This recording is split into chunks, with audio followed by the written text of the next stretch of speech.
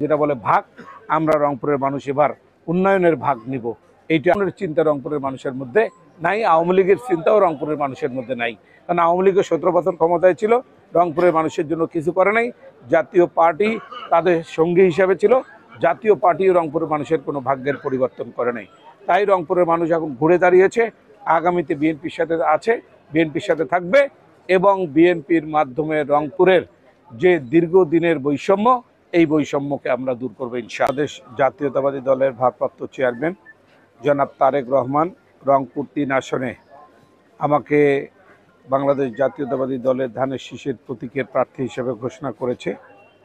সেদিন থেকেই আমরা, যেদিন ঘোষণা করেছে সেদিন থেকেই আমরা এই রংপুরের সর্বস্তরের মানুষকে ঐক্যবদ্ধ করে ধানের শীষের পতাকা তলে সমবেত করার জন্য কাজ করছি।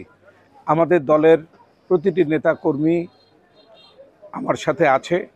শহরের সালেক মার্কেট, শাহজামাল মার্কেট, স্টেশন রোডের এই আপনার গ্র্যান্ড হোটেল মোড়ের বিভিন্ন দোকান, এই দোকানের মালিক এবং কর্মচারীদের সাথে যোগাযোগ করেছি, তাদের সাথে কথা বলেছি।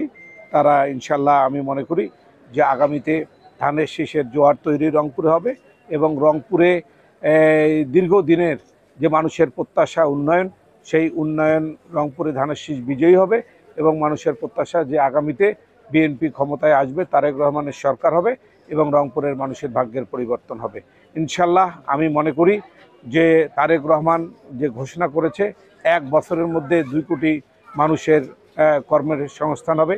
আমার বিশ্বাস এই রংপুরের জনগণ এবার বিএনপির সাথে থাকবে এবং তারেক রহমান যে 2 কোটি মানুষকে কর্মসংস্থানের ব্যবস্থা করবে, ইনশাল্লাহ রংপুরের 20 লাখ লোকের আমরা কর্মের ব্যবস্থা করব, আমরা সেটার অংশ নিব এবং আমি মনে করি যেটা বলে সহজ কথা, যেটা বলে ভাগ, আমরা রংপুরের মানুষ এবার উন্নয়নের ভাগ নিব।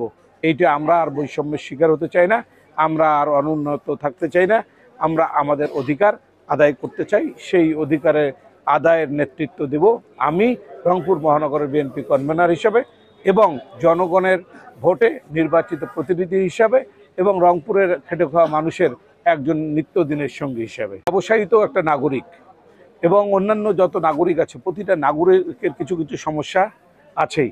যেমন ব্যবসায়ীদের রংপুর শহরে যত দোকানপাট মার্কেট আছে, তার সামনে দেখবেন যে ব্যাপক যানজট, জনগণ বাজারে যেতে পারে না, ঘাটে যেতে পারে না, বিভিন্ন রকম সমস্যা জনগণের মধ্যে আছে। যেমন ট্যাক্সের কিছু সমস্যা আছে, যেমন ভ্যাটের কিছু সমস্যা আছে।